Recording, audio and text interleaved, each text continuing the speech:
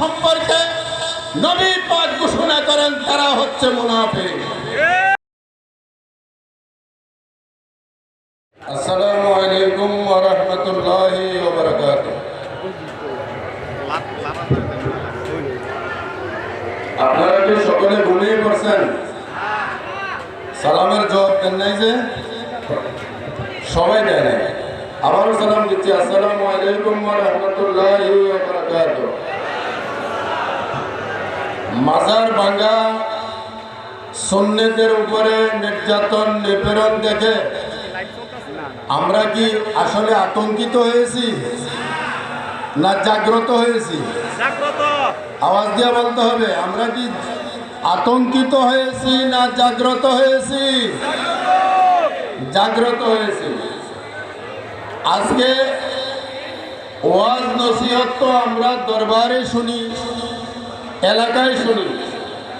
আসলে বর্তমানে আমার মনে হয় ওয়াজ নসিহতের মাধ্যমে ঈমান টিকিয়ে রাখা খুব কঠিন। এখন শুধু ঈমানের জ্বালাই দেওয়া দরকার, যেইখানে পাটল সেইখানে জ্বালাই দিতে হবে। ঠিক না বেঠিক? বলেন ঠিক না বেঠিক? আমাদের আহলে সুন্নাতুল জামাতের মাশায়েখ আযম, উলামায়ে কেরাম, গাউসুল আজম মাজভান্ডারীর আওলাদে পাক সারা দেশে নয় সারা ওয়ার্ল্ডে ভ্রমণ করে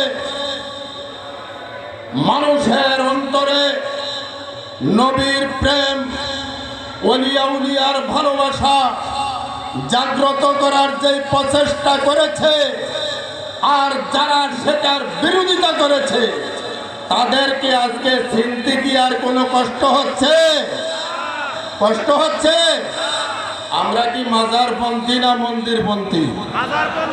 আওয়াজ দিয়ে বলেন, আমরা কি মাজারপন্থী না মন্দিরপন্থী? যারা মাজারপন্থী তারা মাজারে গেছে, আসছে, সামনেও যাবে। ঠিক না বেঠিক? আর যারা মাজার বিরোধী তারা মন্দিরে যায়। তারা কোথায় যায়? মন্দিরে যায়।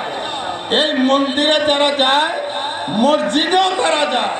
তাদের সম্পর্কে আমার নবী পাক ঘোষণা করেন, আমার উম্মতের মধ্যে একটি সম্প্রদায় বাহির হবে, তারা মসজিদে গিয়ে মসজিদের দায়িত্ব পালন করবে, তার পাশাপাশি মন্দিরে গিয়ে তারা শিরকের কাজে লিপ্ত হবে।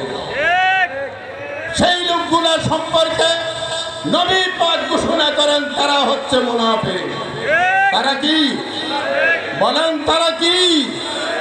তারা মুনাফিক।